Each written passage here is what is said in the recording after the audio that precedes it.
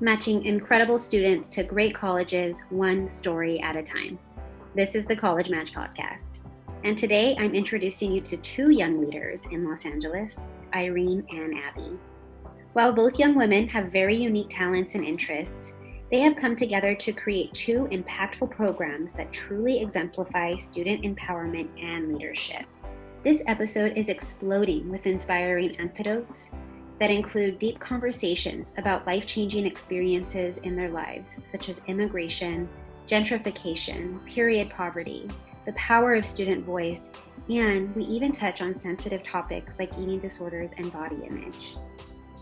These ladies have powerful stories and truly hope to spread their positive messages far and wide. If this is your first time tuning in, welcome. Take a few minutes to listen to our intro episode where you'll hear all about our podcast and more about our college access program, College Match Los Angeles. So to all the dreamers, believers, and achievers, teachers, educators, and supporters, this is the College Match Podcast. Let's get started. Welcome everybody to the College Match Podcast. Today, I actually have a very special episode for you, kind of changing it up a little. I have two amazing women, Miss Airin and Abby, and they are going to share a little bit more about the incredible collaborative projects that they're working on. But before we do that, I'd love to get to know both of you a little bit better. So Airin, can you share a little bit about your background for us to know you? Yeah, so again, my name's Airin. I'm 17 years old. I'm a rising senior at Tajima. And a little bit about my background is that I come from a low-income and immigrant parent background. So both of my parents are actually from Mexico, and they came here very young. My dad came here around like 16. So sometimes I think about it, I'm like, wow, he really came like how like right now, like I'm his same age when he came here. And my mom came around like 18. So yeah, I live in like a predominantly Latino, but mainly Central American community, Westlake, Los Angeles, which is right by downtown LA. Excellent. And Abby, tell us a little bit about your family and your background. Yeah, so my name is Abby. I'm 16. And similar to Irene, we come from a low-income, underrepresented backgrounds. I'm a family of 5, so I live with both of my parents. I have 2 younger sisters and 1 older sister. So in the house, I'm the oldest. And I live in Koreatown, which is around 15 minutes from downtown LA, predominantly Latino as well. Both of my parents are from Guatemala. So it's been like raised in that mixed status household as well. And I'm a rising senior at Tajima. And yeah. Airin and Abby grew up in similar communities in Los Angeles, not too far from each other. While explaining their communities and how rich in culture both Westlake and Koreatown are, both girls also mention the impact things like gentrification and homelessness have had in their neighborhoods. All of the benefits of, being close to everything and having everything accessible in our community, there is obviously the cons to that. We've seen a lot of homelessness rising in LA overall. But, I've seen it in my community as well. Gentrification and the displacement of low-income families and people has really gone up with, I hear construction every day when I wake up. So it's pros and cons of our community. But yeah. So, that's just very interesting. Is it similar to you where you live, Airin, or how would you describe your community? Yeah, so I actually live literally down the street from MacArthur Park. It, like I mentioned, is a lot of Latinos, but it's mainly Central Americans. So like I haven't really seen a lot of like representation from Mexico, but I have seen gentrification like really big here. Recently, like a year or 2 ago, like me and my family actually got into a lawsuit with the people in our apartment because they raised the rent like $500 or more out of nowhere without warning or anything. And obviously like families, like even my parents, they don't even have enough money to like pay for our rent. Like sometimes we have to make cuts and actually see what we have and like make use of what we have and what we don't have to make sure we have a roof over our heads, And after they did that, it's been a little bit unstable. Like my family, they have a lot of fear. They still fear, because it's still an open case. And I guess it's always like a question, am I going to have a home tomorrow or am I going to get evicted, Both my parents are immigrants. They didn't even get to like a high school education back in their home country. So they really didn't have any like skills or any knowledge to get a decent job or even like at Starbucks or anything. So sometimes like, especially with coronavirus and everything, like my dad lost job days and hours. So during that time it was very difficult. He works in construction now and like painting jobs sometimes.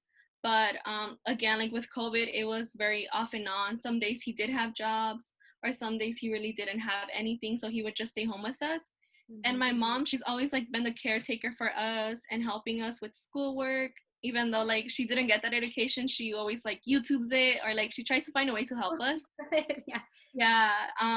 But then like now I'm the oldest, so I help. But my mom has never really had a stable job. Do you feel the same way, Abby? Has that affected you personally as well? Yeah, I mean, like I was saying, you see gentrification all day, every day now in Koreatown. It's new buildings. Literally, an apartment has been built right across the street from where a church used to be. So it's kind of like, and like those apartments, they're gonna be costly. You know, they're gonna be made for people who, you know, are more wealthier or have that socioeconomic status that people of low income background like myself don't have. So like I live in a building that is for low income families. So that's been able to like, you know, give us that extra like help and support. But all the other apartments around me are not like that. And so that contributes to the homeless crisis that I've seen in my community, you know, just growing up, especially now during COVID. I think we've seen the effect on my parents' jobs. Just because my dad, he works in transportation, but he also works in his own time. Speaking with my mom, she has recently gone back to work, but they're unstable jobs. So we don't have like and she started going back to work because my dad was having financial struggles, or like financial struggles in general in the family. So my mom had tried to look for work to provide that extra support and supply of income. But like I said, we never really had a stable income. So it's always like, I've always aimed for higher education, and, you know, like it's, I know like Irene can relate, you know, being first generation, oldest in the family, low income, underrepresented background of communities that don't have that resource. You know, even from our school, it's a small charter school. So maybe we don't have all of the funds or the benefits and resources that other bigger, wealthier schools have. And better socioeconomic communities as well. Like even now with COVID, like before COVID and you know, like now my life looks completely different. But like now we've you know, been working on collaborative projects, or we've had to like seek out resources that are going to help us in college and higher education. And it's kind of like our parents, or my parents, don't always understand what I'm doing and the value of what I'm doing, and that why it's for education. So it's, while they understand that education is important and valuable to instill in me, they can't always understand what it takes because they didn't go through that. Do you ladies have any advice for, talk about amplifying voices, but any pieces of advice for students who have had a similar background to you, maybe not Latinx background, but a minority background of having parents who don't understand? What would you tell them? Yeah, I could speak up on a little bit about that, because obviously I have a great support from my parents, but the family members that I do have here, sorry, can you guys hear the elotero man? That's perfect. Okay. That's what your community sounds like, people. So. Sometimes I go outside for that raspado as my little stress reliever. Nice. But yeah, times have changed. We have changed. Society has changed, you know. And you should see that, like, me as a woman and my mom and my sister, society is always going to try to bring us down and make us less than what we are. But it has to start like within, you know, from our families, to fight back and to really embrace like the power that we have, instead of continuing that stigma. Like, make yourself a role model that you would want to be for future generations, you know. Yes, You got a person to step up. Like, don't let kids or like younger people think that there's no possibility for them. Like, step into those shoes and become that authority figure for them, you know. Abby and Irene both value aspects of their cultural backgrounds very much. Abby's family is from Guatemala, and both parents traveled to America for a better life and future for their daughters. Abby's family is also very strong in their faith, spending a lot of time at church and helping their community. Irene's family loves to pass on tradition through both stories and dance. One thing Irene hopes to learn before going to college, or even while in college, is ballet folclórico, a traditional Mexican dance. While both are extremely active in their home and communities, they have also made a major impact at their high school and beyond. So you guys shed light to a lot of things, actually. We talked a little bit about amplifying voices, and you talked about, getting support where it's needed, and really taking advantage of resources. So the reason we're doing a collaborative conversation today with the three of us, which is something new for the College Match podcast, is because both of you are doing such incredible collaborative work on your high school campus and truthfully in your community. And two of those main projects one is called the Period Poverty Project, and then the other one is something called Mariposas in Action. So let's start with the Mariposas in Action. What is that, and what is that initiative meant to do? Yeah, so Mariposas in Action, I had this whole idea of making a program designed for teens by teens. So basically, I wanted to create it because at our high school and in our community, there really isn't much support programs. The only program that I would probably say is Ola. And I guess Ola, I really took a lot. Yeah. So I really took a lot from Ola. They really inspired me to take upon this because I really saw the great work they were doing in my community. And at our school, our counselors do provide us with programs, but again, there's only 2 counselors, so sometimes they don't have time to speak to us individually or tell us about opportunities. So I began Mariposas in Action as an Instagram page where I started to post about programs, job opportunities, internships, and I created a whole link tree with a Google Doc with scholarships and what the dates they open, programs, what dates they run, what do you need. And I've also created a whole link and a whole Google Sites with different colleges, and we offer different workshops, getting to know colleges, what are UCs, what are Cal States, what are privates, liberal arts, what are the differences, and I've learned a lot through College Match. I've taken a lot of the information from the presentations we have had, but I've also so College Match has been a great support. I really wanted to create a safe space for students to ask for help and not feel intimidated or scared, especially when you have to talk to somebody older. Sometimes you're oh, I don't know how to ask. So I created a team. Abby's also part of it, and we have a few other students. We have high school students and rising college students, and some of them are from College Match through connections we have made and networking. Networking is such an important part. With the networks that I have, this is how I created Mariposas. Great. And so Mariposas, it stands for butterflies, which I think is beautiful. Mariposas, and just the symbolism there is wonderful. But is it open to males and just anybody that wants to join? And how can students reach out if they want to support and be part of the group? Yeah, so Mariposas in Action is exclusive to everybody, no matter how they identify. Students can reach out by following the Instagram page, or they could email us. Our email is mariposasinaction@gmail.com. And they could send us a quick email saying, we're interested. And we like I mentioned, we have a link tree, so it has different links, but also they have the opportunity to watch our workshops, and since we're posting them as IGTVs. So even if they can make it to the Zoom, they'll still be able to watch it whenever they have free time. So we truly do want to make it easier for students to reach it. You said it earlier that it's completely student-led. Did I hear that correctly? So yes.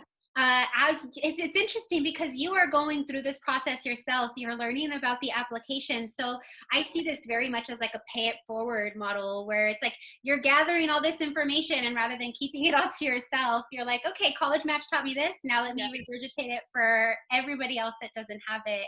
And I think that's powerful. And thank goodness for social media, right? In a space and a platform to in seconds get that information out there. Sounds like you have so much initiative there. You have a lot, obviously a lot going on. And so one of those other big projects you have going on together is something called the Period Poverty Project. And I think it is so fascinating, the work that you're doing to empower women through that. So can you share a little bit more about that effort? Basically, period poverty, for those who don't know, is a lack of access to menstrual feminine hygiene products, whether it be sanitation resources, pads, tampons, or facilities. We see it prominent in third world countries. I know there's so much stigma surrounding it everywhere. And in Nepal is an example of where they're banished to illegal huts. Like women are banished when they're on their period because they're seen as impure.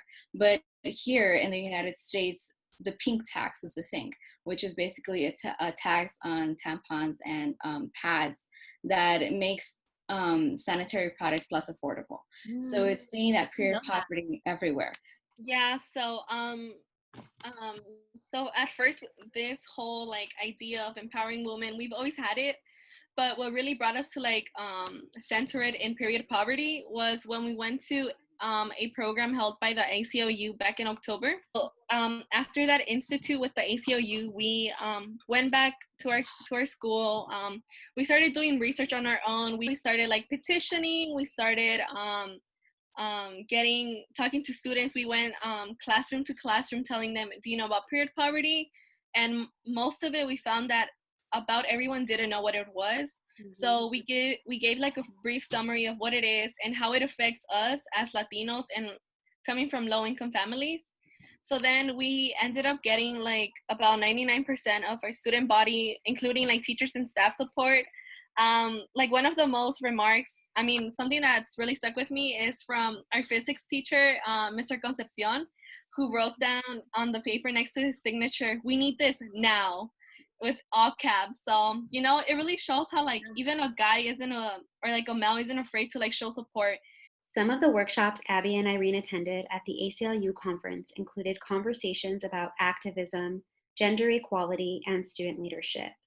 In one of their sessions, they learned about Assembly Bill 10, which shed light on a fundamental bill that affects women, ultimately, which led to their Period Poverty Project initiative. So Assembly Bill number 10 is basically stating that California requires that all schools, whether it be private, charter, or public, require to have feminine hygiene products accessible in the restrooms. So as Irene was mentioning, or at least 50% of the restrooms. So our school particularly, and I know a lot of schools do this, they have period products in the nurse's office or in the office and in general. So that's what our school did. Girls would have to go out of the classroom and go to the office, ask admin or anyone who was working in the office for menstrual products, and where it's supposed to be accessible in our restrooms. And that's kind of where the idea came up. Like in October, we were exposed to the idea of the gender inequality, what this means to people who look like us.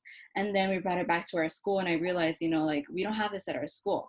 And it's a bill. It's literally a requirement for a law, so we need to do something to change it, and we wanted to tackle it locally. So that's when it started, where we made a report that was known as the Tajima Period Project, and we made a proposal. We made petitions going around having signatures.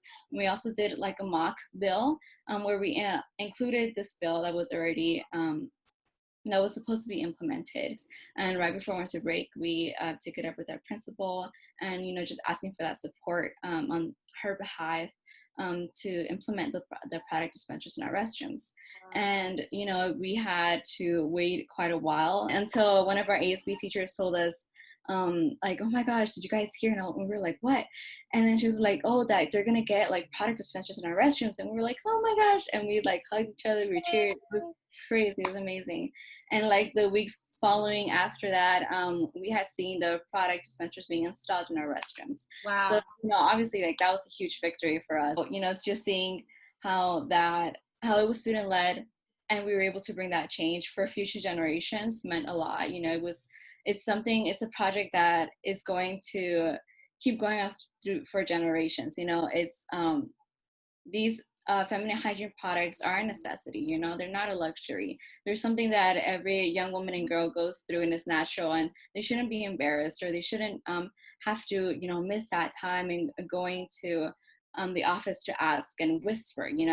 Yeah, I mean, talk about a legacy that you all are leaving behind at your school because, I mean, and one thing that reminded me of is in many Latin American homes, and let's just be honest, it's a very cultural thing too, but Latin American homes, talking about periods is also very stigmatized. And I know a lot of young women who grew up not having a mentor to talk to about, or just an older female companion that said, like, you know, that they can go to say, what is my body doing, you know, like how. So what you all are doing is probably opening up a lot more conversation around the female body and being so proud of who we are as female and what our bodies can do. I mean, let's be honest, we carry babies and we do so much for reproduction and life, just period, and being born. And I think that it starts with the conversation, right? Yeah. So have you guys, other than your big victory of now seeing these you know, dispensaries installed, what are some of the other things that you all have seen from it? So we began an Instagram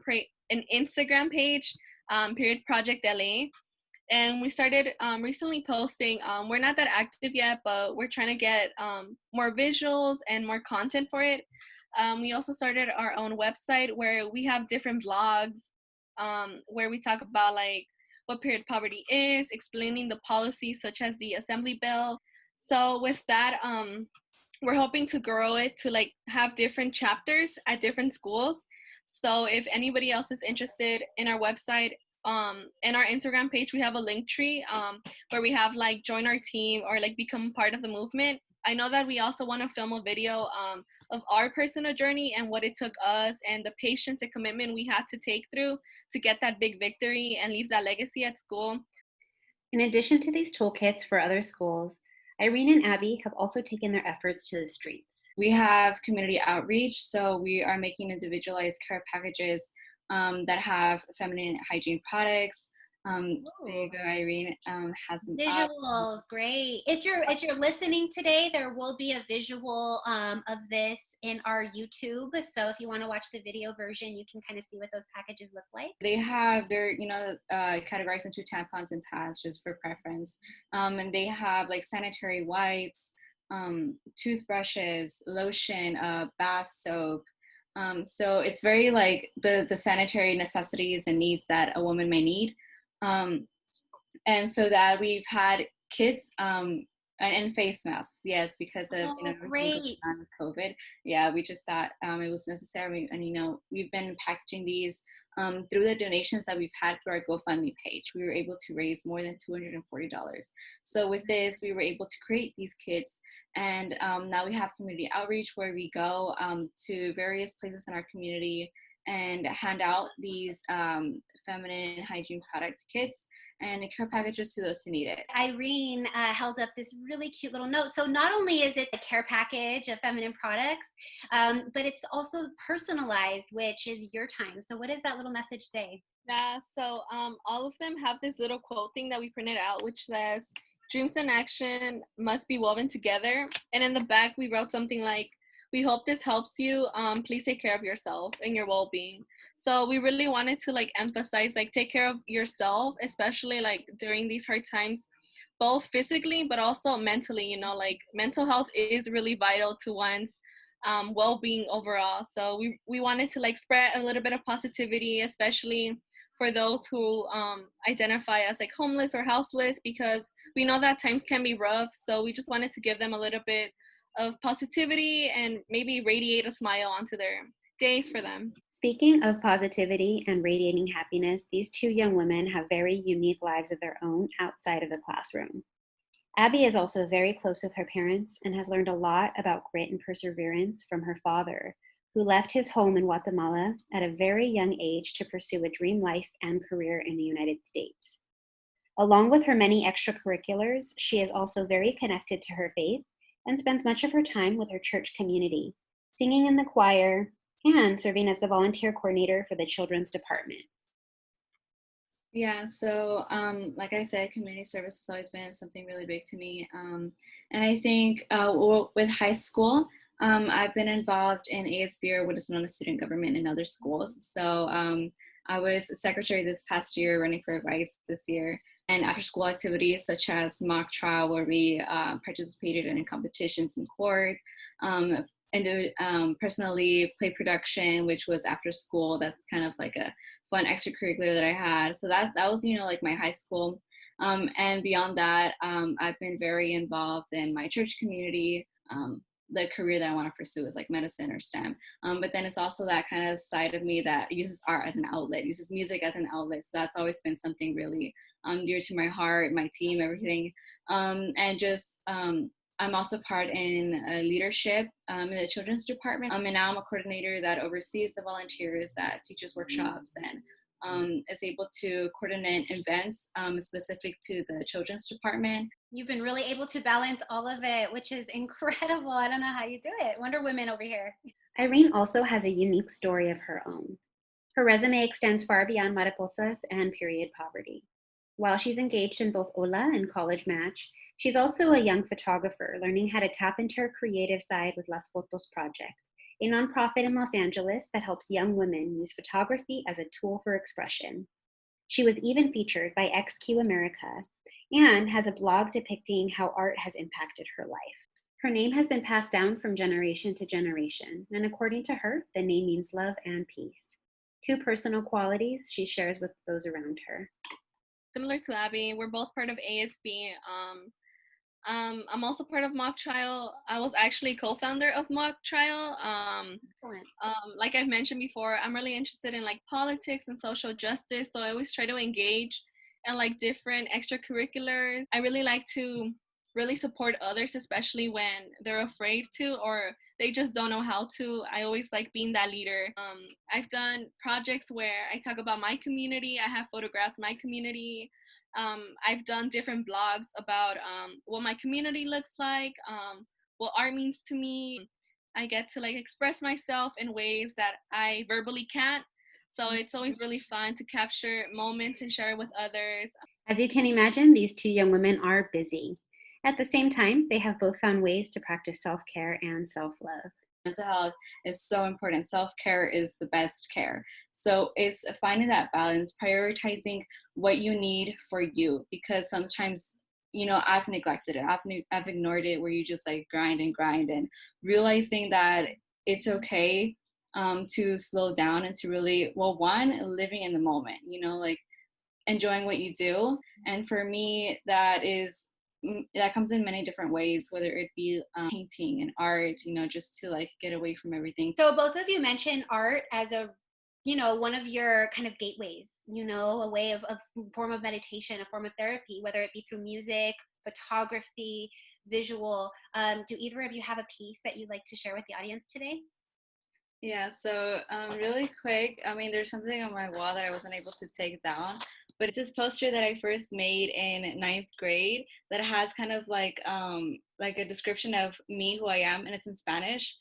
And then there's like pictures of my life. It's like a little montage, and I just always keep it around because it's, you know, it tells about me. And then so I use painting also as like therapy, you know, just to like de-stress. So I've made a couple pieces, and this is one of them. Oh, beautiful. And I just saw like, oh my gosh, you painted that? For the audience who is listening to it, like please go log into our YouTube page to see this. This is like this is professional. This is beautiful. All right, tell me about it, girl. So it has like the sunset up top, mountains and trees in the background, and just like a river going through with the reflection of the trees. It's a form of like therapy, but it's also like it came out nice and, you know, something that can display, you know, like how I am able to like, mostly I'm thinking of a word in Spanish, but like unravel through art, you know, and it makes sense in Spanish, como yo me desarrollo. So it's kind of like, you know, I realized talking about growth, like, because we're adolescents, because, you know, we're going on this journey to higher education, and through change in our community, we've seen that growth. That's really beautiful. So how about you, Irene? Do you have any pieces that you want to share with the audience? Yeah, so I have two photographs that I would like to share. The first one is one of my most recent ones that I took. Basically, I have butterflies in the side of my hair, and I have a sunflower, and I'm covering half my face, like looking towards the sunflower. So obviously, like butterflies have always been a big part of like who I am and my personality. That's where like Mariposas in Action was actually like abroad, I guess. Since a young age, obviously the butterflies have a huge representation for like the immigrant community and for growth, and that was actually what, like, one of the titles of the picture, or like a caption that I inserted, was like, growth is a process. You grow like a butterfly, you know. At the end, like, we all blossom to something beautiful, you know, whether who we are or our life journeys. We become who we are. And the sunflower, I've always really been intact with nature. When I was younger, I had like some eating disorders, so nature was always a way for me to like disconnect from that and I guess feel a little healthier. So obviously, like in middle school, it's always hard, body image and how you look like. um Sorry. No, it's hard. I know. I said, if you don't feel, yes, we love you. But I think it's something that should be talked about because it's always pushed away. It's never talked about. Luckily, I have learned ways to cope with that and how to find like a self-center. That's why, like I mentioned, like hiking and nature have really like brought me back into peace, because I get to disconnect like from the world. I get to disconnect from the world, and I really get to like just be with myself and be comfortable with who I am. But yeah, that, I think that really also shaped me into like being that advocate, because it's something that we don't talk about a lot, but it's something that should be talked about, you know. Just like period poverty, it's stuff that need to stop being like made like less or shouldn't be important, you know. It's things that people struggle with. It's things that impact your life. It's something that has shaped me who I am, and I think that has really brought me to be like stronger and more confident for myself. Yeah, and I think one thing that both of you can know is that, you know, neither of you all are alone in that process, right? And I think, I imagine anybody listening today, any young woman or male that is probably hearing this today and thinking, you know what, that's me too. And if she can overcome it and she can do it and she can grow from it just like a butterfly would, and knowing that there's always those wings at the end of the tunnel, those wings that will help us fly, you know? And so thank you for sharing that and being open and brave to share that. Like I said, your story, I'm sure, will and could resonate with other folks listening today. While they're both exploring their interests, Irene is seeking a college where she can pursue her passions for health and politics. Abby is hoping to pursue a career as a pediatrician. As you can tell, both are pursuing careers that are testaments of everything their journey has exemplified thus far. Both of you, in addition to all of these amazing things that you're doing, are also going to be applying to college this year.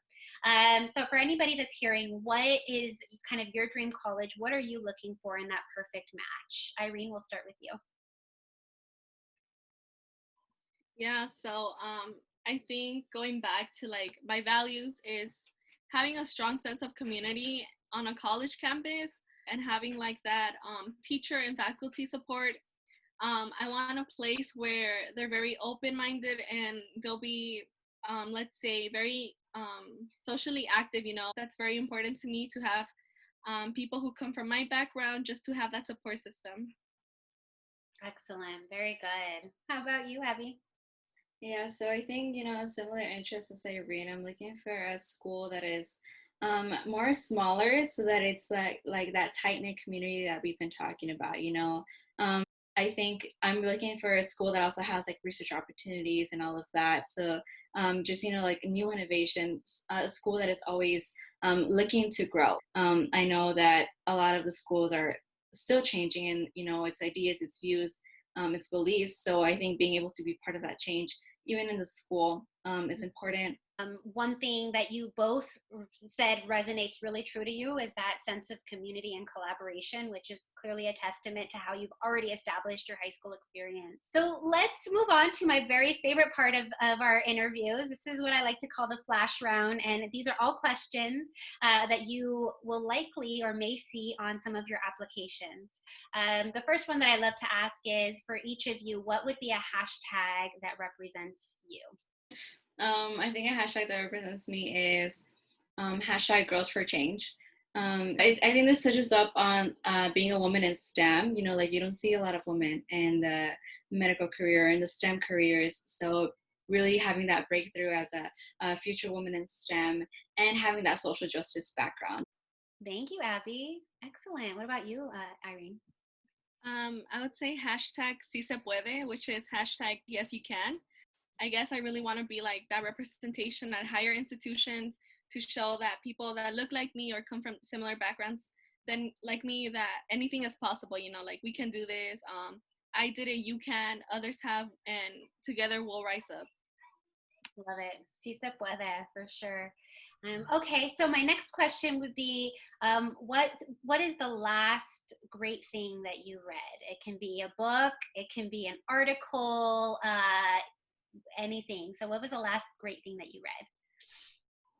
Okay, so I'm also in a separate program known as LIDA, which was supposed to be a 7-week program at Princeton, but was sadly moved virtual because of the whole COVID situation. But through them, we actually read something that was really interesting and resonated with me called, it was Undocumented to Hyper-Documented, a jornada of protection papers and PhDs. So it was by an author, Aurora Chang, who she comes from the mixed status household, but how she also always faced having those feelings of illegitimacy because she was undocumented and living in America and having that American dream, but not being able to fit in because of her status. That's so interesting, and definitely want to pick that one up soon. How about you, Irene?